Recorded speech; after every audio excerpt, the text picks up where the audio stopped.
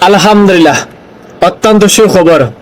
জামাতের পক্ষ থেকে এমপি হিসেবে মনোনীত প্রার্থী হতে যাচ্ছেন আমাদের হাজারো যুবকদের আইডিয়াল, হৃদয়ের স্পন্দন, বাংলাদেশের ইসলামিক স্কলার, বাংলাদেশ নয় বিশ্বের আনাচে কানাচে যিনি দ্বীনের দাওয়াত দিয়ে যাচ্ছেন এবং যার ওয়াজ নসিহত শুনি হাজারো মা বোনরা তার সন্তানকে তার মতো বাড়ানোর জন্য স্বপ্ন লালিত পালিত করেছেন।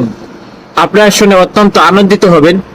আগামী জাতীয় নির্বাচনে এমপি হিসেবে নিযুক্ত হতে যাচ্ছেন জামায়াতের মনোনীত প্রার্থী ডক্টর মিজানুর রহমান।